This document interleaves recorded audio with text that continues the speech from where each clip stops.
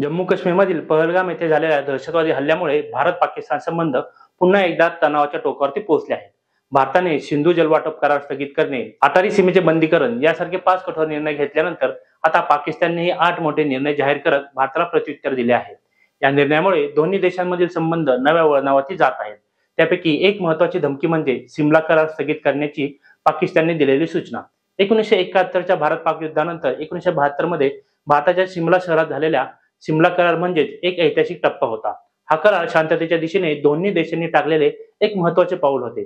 आता हा करार स्थगित करण्याची धमकी देऊन पाकिस्तानने युद्धखोरीची प्रचिती दिली आहे. या पार्श्वभूमीवरती सिमला करार नेमका काय आहे, तो का झाला आणि आज त्याचा संदर्भ कसा बदलतोय हे समजून घेणे गरजेचे आहे. नमस्कार, मी योगेश. आपण पाहताय ट्रेंडी गप्पा. काय आहे सिमला करार? 1971च्या भारत-पाक युद्धानंतर भारताच्या पंतप्रधान इंदिरा गांधी आणि पाकिस्तानचे पंतप्रधान जुल्फिकार अली भुट्टो यांच्या 2 जुलै 1972 रोजी सिमला येथे सिमला करार झाला. या युद्धात पाकिस्तानच्या सुमारे 90,000 सैनिकांनी भारतीय सैन्यासमोर शरणागती पत्करली होती आणि तत्कालीन पूर्व पाकिस्तान स्वतंत्र बांगलादेश म्हणून उदयास आले. सिमला कराराच्या मुख्य तरतुदी कोणत्या? 2 युद्धे आणि एक युद्ध सदृश संघर्षानंतर दोन्ही देशांनी परस्पर वाद चर्चेच्या व शांततेच्या मार्गाने मिटवावेत.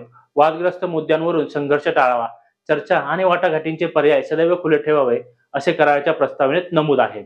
तसेच दोन्ही देशांचे सैन्य ज्या स्थितीत होते ती रेषा वास्तविक नियंत्रण रेषा अर्थात LOC मानली जाईल असा निर्णयही घेण्यात आला होता आणि कोणतीही बाजू या सीमारेषेत बदल किंवा उल्लंघन करण्याचा प्रयत्न करणार नाही. भारताने युद्धादरम्यान ताब्यात घेतलेल्या 13,000 चौरस किमी भूभाग पाकिस्तानला परत दिला. बांगलादेशच्या निर्मितीला मान्यता देण्यात आली. पाकिस्तानने केलेला विश्वासघात.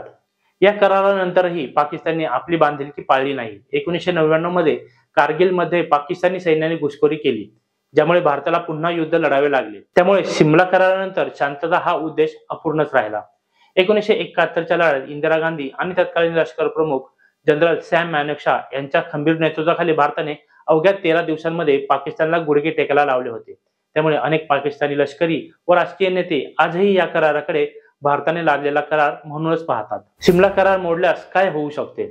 भारताने सिंधू जलवाटप करार स्थगित केला. ही कृती पाकिस्तानने युद्ध सदृश्य मानली असून त्या विरोधात सिमला करारही स्थगित करण्याची धमकी दिली आहे. मात्र याच कराराच्या तरतुदींना अनेक वेळा पाकिस्तानने स्वतःच भंग केला आहे. विशेषतः काश्मीर मुद्दा आंतरराष्ट्रीय व्यासपीठावर नेण्याचे कृत्य पाकिस्तानने वारंवार केले आहे. हा मुद्दा तसा द्विपक्षीय आहे आणि सिमला करारानुसार तो द्विपक्षीय चर्चेतूनच सोडवणे आवश्यक होते. सिमला करारास स्थगिती देऊन पाकिस्तान अधिक युद्धखोर बनू शकतो. जर सिमला करार अस्तित्वात नसेल तर प्रत्यक्ष नियंत्रण रेषेचे LOCचे महत्त्वही धोक्यात येऊ शकते. पाकिस्तानकडून गोळीबार, घुसखोरी किंवा दहशतवादी कारवाया वाढण्याची शक्यता नाकारता येत नाही. अशा परिस्थितीत भारतावर LOCचे पावित्र्य राखण्याची जबाबदारी उरत नाही आणि त्यामुळे भारतीय सैन्याला पाकिस्तान पुरस्कृत दहशतवादी तळांवरती थेट कारवाई करण्याचेही पर्याय खुले होतात. सिमला करार केवळ 2 पंतप्रधानांच्या सह्यांनी तयार झालेला दस्तावेज नव्हता. तो होता युद्धानंतर निर्माण झालेल्या विश्वासाचा एक नाजूक पूल. आज पाकिस्तानने या पुलाला सुरंग लावण्याची भूमिका घेतली आहे.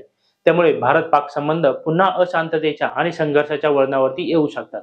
मित्रांनो, तुमचं या विषयावरती मत काय आहे? सिमला कराराचा भंग म्हणजे पाकिस्तानकडून युद्धाची चेतावणी आहे का, की आता भारतानेही अधिक ठोस पावलं उचलण्याची वेळ आली आहे? तुमचं मत खाली कमेंटमध्ये नक्की लिहा. पुन्हा भेटूया अशाच एका मुद्देसूद विश्लेषणासह. तोपर्यंत आमच्या ट्रेंडी गप्पा चॅनलला लाईक करा, शेअर करा आणि सबस्क्राईब करायला विसरू नका. धन्यवाद.